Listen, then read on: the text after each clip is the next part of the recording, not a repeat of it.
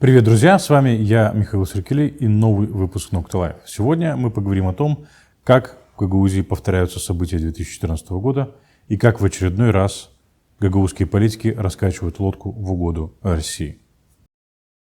Всю неделю главной новостью в Молдове был запрет георгиевской ленточки, а также зиги и ви как символов, олицетворяющих агрессию и войну. На этой неделе парламент в окончательном чтении принял этот закон, а президент страны Майя Санду его промульгировал. Реакция части молдавского общества на этот закон была предсказуемой. Закон вызвал волну недовольства и обвинений в осквернении памяти предков, и всякую ересь, которую обычно несут в таких случаях. После промульгации закона президент Майя Санду вышла с брифингом для прессы, где объяснила, почему она промульгировала этот закон. Вот что она сказала. Modificarea legislației Republicii Moldova cu privire la unele semne și litere. Изменения в законодательстве Республики Молдова связаны с рядом символов и букв, которые использует российская армия в ходе войны в Украине. Они касаются запрета на территории нашей страны символов этой войны. И это никак не затрагивает нашу историческую память. Люди по-прежнему смогут чтить память героев, сражавшихся во Второй мировой войне, в той жестокой битве за мирное существование народов и во имя принципов человечности. Мы помним героические жертвы, мы знаем, какой великой ценою был достигнут тогда мир. По меньшей мере 100 тысяч человек из Молдовы отдали свои жизни за то, чтобы мы могли жить в мире. Поэтому спекуляция победой 1945 года для продвижения сегодняшней военной агрессии против Украины является оскорблением памяти наших отцов и дедов, которые заплатили своими жизнями ради того, чтобы мы жили в мире. Действительно, как можно использовать символы, под которыми ведется эта позорная война в Украине и совершаются зверства и преступления, которые мы наблюдаем уже 2 месяца, а именно убийство мирных граждан, изнасилование женщин и детей, мародерство, уничтожение мирных городов.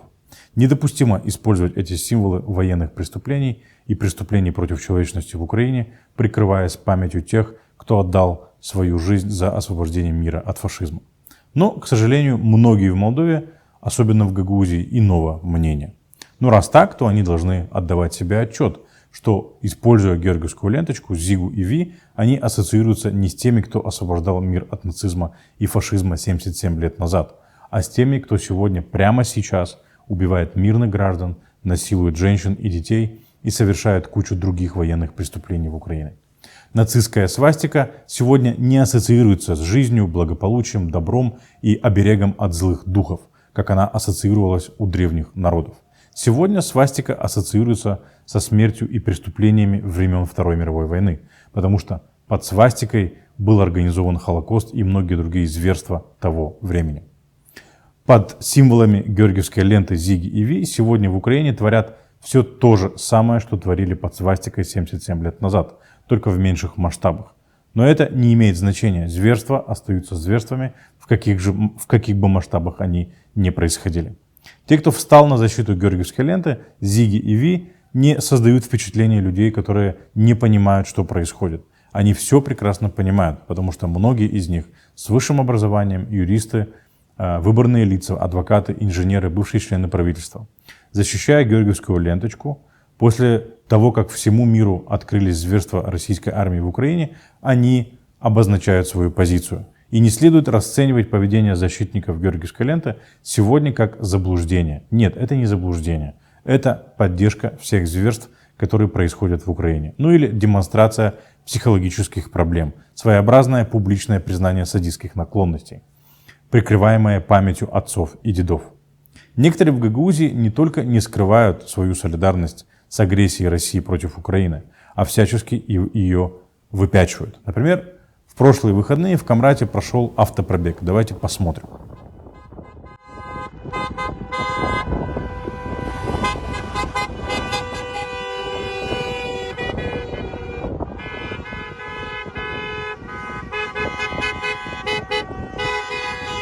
Есть тем мотивом, которые граждане собираются, выходят и показывают свои протестные настроения.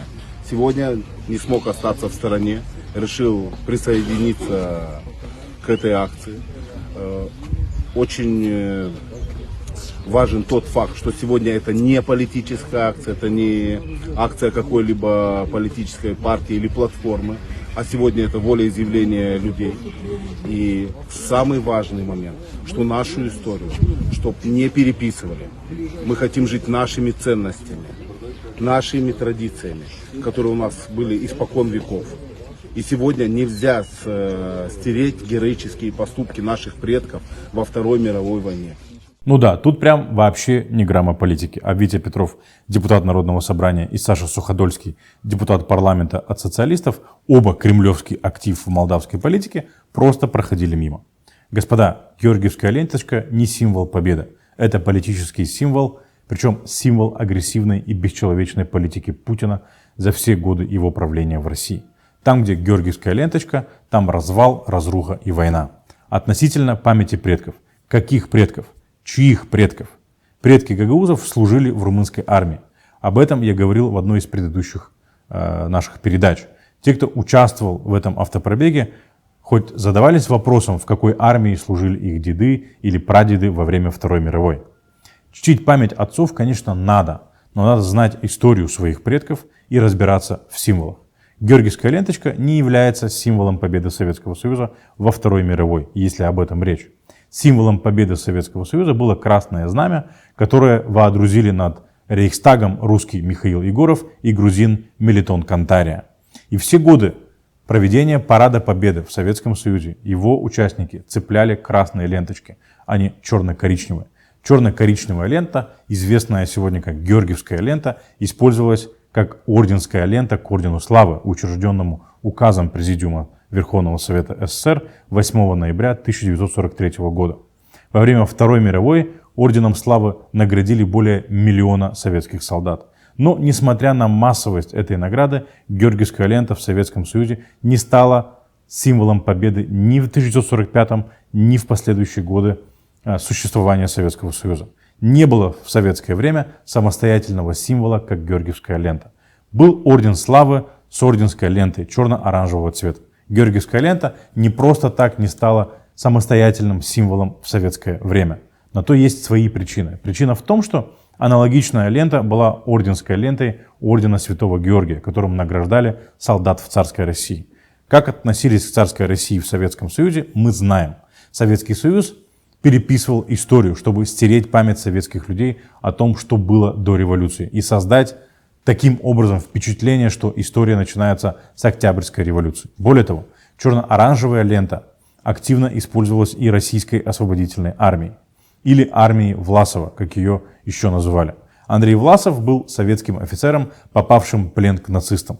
В плену он согласился сотрудничать с руководством нацистской Германии и возглавил русскую освободительную армию, созданную гитлеровской Германией. В рядах армии Власова воевало много офицеров-белогвардейцев времен Гражданской войны в России, которые были кавалерами Ордена Святого Георгия, получив его еще во времена царской России. Они носили Георгиевский крест на форме армии Власова, поэтому черно-оранжевая лента ассоциируется не только с Орденом Славы Советского Союза, но и с армией Власова, воевавшей на стороне нацистской Германии. Таким образом, можно сказать, что Георгиевская лента прямо ассоциируется с нацизмом времен Второй мировой войны. Очевидно, что сегодняшнее политическое руководство России переняло Георгиевскую ленту не от Советского Ордена Славы, а от нацистской армии Власова. И, очевидно, переняло не только символ, но и методы, судя по зверствам российской армии в Украине. Поэтому, вставая на защиту тех или иных символов, важно понимать, что они олицетворяют и какова их история.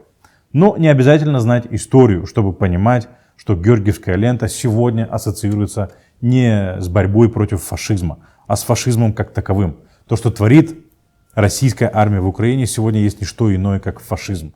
Если вы хотите почтить память тех, кто освободил мир от нацизма и фашизма во времена Второй мировой, ради Бога, никто вам этого не запрещает. Об этом даже речь не идет. Хотите почтить их память, идите к памятнику 9 мая и возложите цветы. Без георгиевской ленточки. В чем проблема, если, конечно, речь идет о том, чтобы почтить память.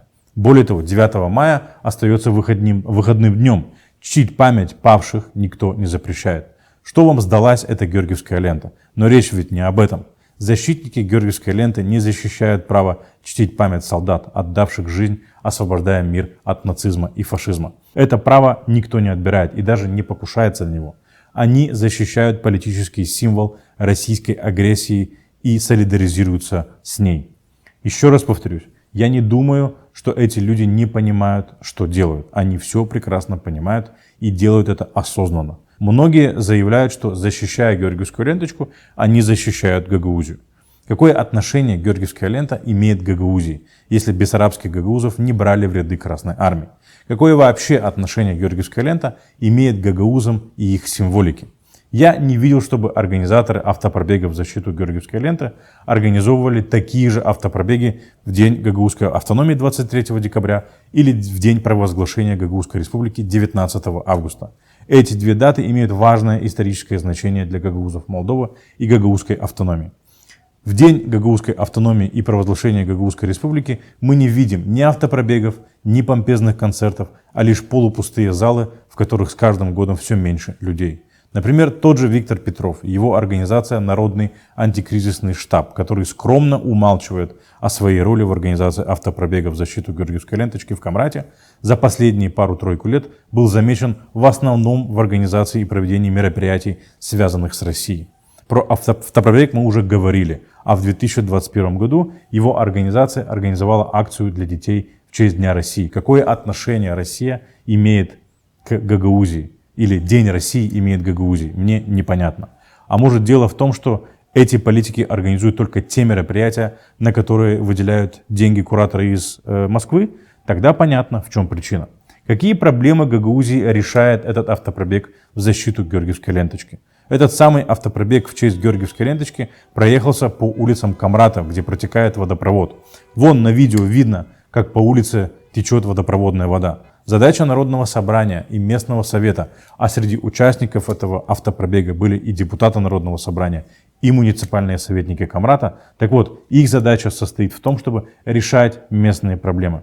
Какие проблемы Камрата и Гагаузии решил этот автопробег на немецких и японских машинах с черно-оранжевыми флагами? Никаких. Нам пытаются впарить очередной гагаузский референдум, которым нас будут кормить следующие 8 лет, отвлекая внимание от реальных проблем, таких как отсутствие канализации, очистных сооружений, огромное количество стихийных мусоросвалок, коррупция, плохие условия в больницах, низкий уровень образования и многое другое и другие проблемы, которые сегодня стоят очень остро, но их никто не решает. Ни одну из этих проблем этот автопробег и вся истерия местных политиков вокруг Георгиевской ленточки не решает. Более того, весь этот ажиотаж вокруг Георгиевской ленты вредит Гагаузии, потому что солидаризирует Гагаузию и гагаузов с насильниками, убийцами и мародерами из российской армии. Вся истерия, которую мы наблюдаем сегодня вокруг Георгиевской ленточки, очень похожа на то, что мы наблюдали перед так называемыми гагаузскими референдумами в 2014 году, которые, как мы знаем, финансировались из России. О том, что акция в защиту Георгиевской ленты тоже скоординирована с Кремлем, об этом свидетельствует реакция российских чиновников, например, Марии Захаровой, посла России Васнецова и ряда других российских чиновников. Но в этом году все проходит не так энергично, как это было в 2014 году, что называется и труба пониже, и дым пожиже.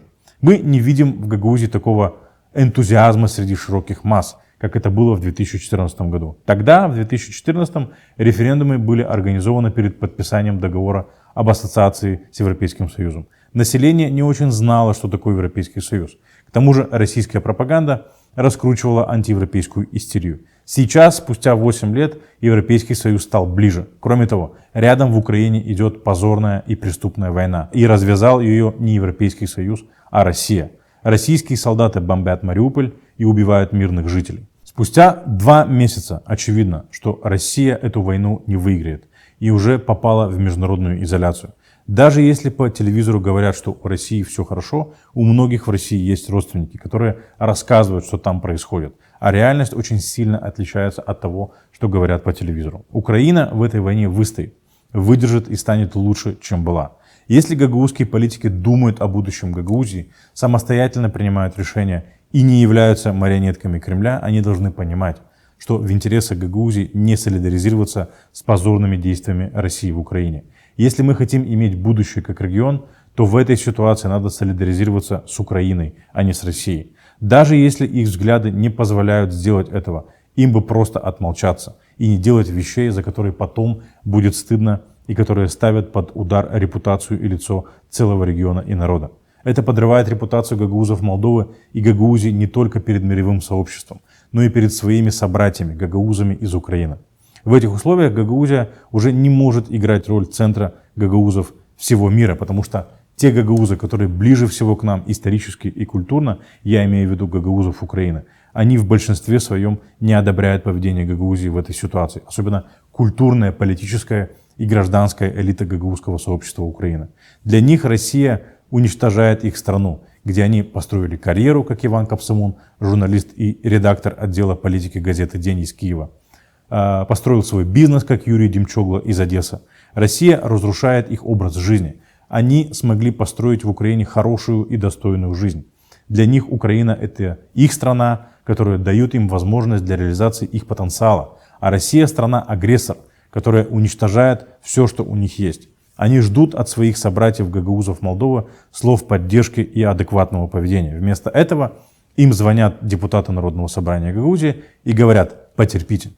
Скоро Россия придет и вас освободит. Вы сами упомянули здесь буквально только что о том, что кто-то вам звонил и говорил о том, что нужно расслабиться, русские придут, освободят. Вы это же говорили в интервью новостному порталу ЛАВ, и вы также сказали, что это были некоторые депутаты Народного собрания. Вы могли бы назвать этих депутатов Народного собрания? Чисто для истории, чтобы зафиксировать. Не, я называть не буду, это пусть на их совести. Действительно, они звонили первый день войны, когда была максимальная агрессия Российской Федерации, но когда потом украинская армия показала свою мощь, звонки перестали, поэтому они поняли. Украинские гагаузы, во всяком случае та часть, которая считается элитой гагаузского сообщества в Украине, в отличие от тех, кто считается или самоназвались элитой гагаузского сообщества в Молдове, отлично понимают, что жить в независимой и свободной стране лучше, чем жить под Россией. Но в Гагаузии этого не понимают, во всяком случае депутаты Народного собрания и многие другие. В Народном собрании предложили принять закон об использовании в Гагаузии символов, которые на всей территории страны запретил парламент. В четверг в Народном собрании прошли публичные слушания по этому законопроекту. Автор законопроекта, депутат Народного собрания нескольких созывов Сергей Чимпаеш и член фракции Гагаузсиси. На слушаниях по этому законопроекту пришли и активно высказывались социалисты, депутаты группы Виктора Петрова и несколько депутатов фракции Гагаузсиси, известной как группа Константинова. На подмогу прибыли и пророссийские, мало кому известные политики из Кишинева Михаил Гарбус и Артем Гурьев. На слушаниях пару часов возмущались действиям молдавского правительства и соревновались в том, чей аргумент убедительнее доказывает важность георгиевской ленты для гагаузов. Кроме избитых фраз про память дедов, в Гагаузии появился свой фетиш. Запрет георгиевской ленты сравнили с запретом говорить на гагаузском языке, а саму ленту приравняли к христианским традициям. Мы изучили этот законопроект. В пояснительной записке к нему автор пишет, что этот законопроект направлен ни много ни мало, а на создание необходимых условий для сохранения и укрепления самобытности, национальных устоев, обычаев и культуры гагаузского народа. Каким образом георгиевская лента, инструмент российского агитпропа, относится к самобытности гагаузского народа? Если вы знаете ответ, напишите его в комментариях. Законопроект также предусматривает проведение в учебных заведениях мероприятий в память о героических подвигах наших предков, победивших фашизм и нацизм. Да, автор закона так и написал: наших предков. Особое внимание привлек следующий пункт законопроекта. Любые действия по препятствованию реализации норм настоящего закона подлежат дисциплинарной, гражданско-правовой, административной и уголовной ответственности. Иными словами, автор законопроекта предлагает привлекать к уголовной ответственности полицейских, которые будут исполнять закон Республики Молдова и штрафовать за ношение георгиевской ленты на территории Гагаузии. Но как? В Гагаузии нет своей собственной полиции и собственных правоохранительных органов. Депутаты на слушаниях даже предложили провести разговор с гагаузскими полицейскими и попросить их, чтобы они не штрафовали людей в Гагаузии. Так вы собираетесь полицейских привлекать к уголовной ответственности за то, что они будут выполнять свою работу, или договариваться с ними? Настоящий маразм. Этот закон, если его примут, я не сомневаюсь, что он будет принят, конечно же, не пройдет процедуру контроля законности в суде, потому что Народное собрание не может принимать законы в нарушении национального законодательства Республики Молдова. И попытки договориться с полицией, чтобы они в Гагаузии не исполняли национальное законодательство, можно квалифицировать как извлечение выгоды из влияния и давления. Попытка депутатов Народного собрания принять этот мертворожденный закон не имеет ничего общего с интересами Гагаузии. Повторюсь еще раз, это вредит Гагаузии. Эти потуги происходят только в интересах России. Могла ли Молдова поступить иначе и не запретить символы военной агрессии в это время и в этих обстоятельствах? Думаю, нет. Все те, кто призывает не раздражать Россию, на самом деле заботятся не о Молдове, а об интересах России, потому что очень сильно от нее зависит, политически и финансово.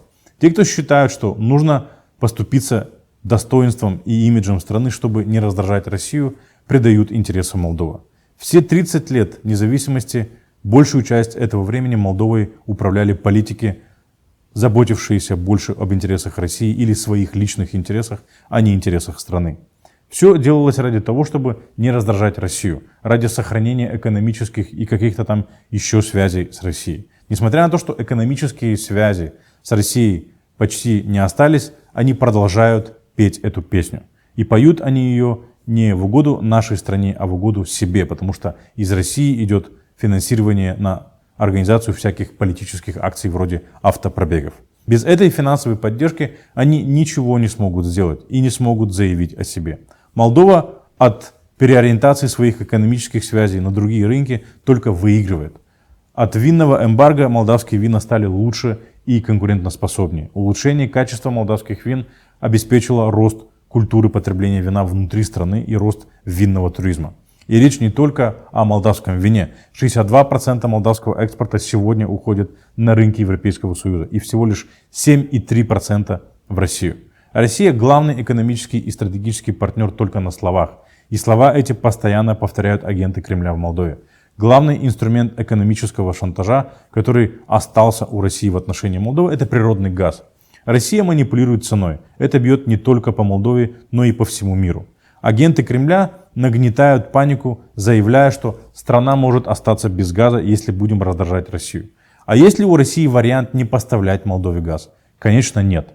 России надо снабжать газом Приднестровье. Она может делать это только через Молдову. Сейчас, на фоне войны в Украине, нас предостерегают не повторять ошибок Украины. Вот, мол, Украина доигралась своей русофобией. Там тоже запретили георгиевскую ленту. Видите, что произошло? Вот и здесь тоже произойдет. Может произойти то же самое, говорят они. Но давайте признаемся честно. Россия вторглась бы в Молдову при удобной возможности, даже если бы лично Майя Санду и каждый житель страны денно и ношно носили бы георгиевские ленты. В Украину Россия вторглась не из-за георгиевских ленточек, а потому что не признает факт существования Украины. Российское политическое руководство не может стерпеть того факта, что Украина отдаляется от России. Украина отдаляется от России, потому что не видит перспективы в близких отношениях с Россией и понимает, что на Западе перспектив гораздо больше. То же самое происходит и с Молдовой. Запрет символов военного вторжения России в Украину дистанцирует нашу страну от убийц, насильников и мародеров. Мы не на стороне кремлевских безумцев, развязавших эту позорную и преступную войну, прикрываясь победой во Второй мировой войне. Я не знаю, как пройдет празднование 9 мая в Молдове, но уверен, что и без этого запрета по улицам городов и сел, особенно Гагаузии, ходили бы толпы ряженых с Зигой Ви под российскими флагами. Так они ходили бы просто, а сейчас будут ходить с ними вопреки закону, принятому парламентом. Мы также видели фанатов России на автопробеге в Камрате. У некоторых фотографий с автопробега под российскими флагами была подпись: «Даже если мой брат не прав, то это мой брат, и вместе победим». Кого вы собрались побеждать? И главное, где? Россия начала войну в Украине, это факт. Россия бомбит города, убивая украинцев, и открыто говорит об этом, это тоже факт. Россия использует георгиевскую ленту в войне в Украине, и это факт. Если вы защищаете символ под которым Россия развязала войну в Украине, значит, вы поддерживаете эту войну. Не нужно в этом случае прикрываться памятью дедов. Позиционирование себя в этой ситуации определяет нас как людей. Это не политический и не экономический выбор, а ценностный. Избавление от символов агрессии – часть этого выбора. Война в Украине закончится в пользу Украины, это уже очевидно. И всем нам придется жить дальше с нашим выбором, который каждый делает сейчас. Важно, чтобы каждый сделал выбор, за который потом не будет стыдно не только тем, кто делает этот выбор, но и также и к детям, внукам и тем поколениям, которые еще не родились. Друзья, это все, что мы хотели прокомментировать сегодня. Делитесь этим видео, ставьте лайки, чтобы его увидело как можно большее количество людей. До следующих встреч!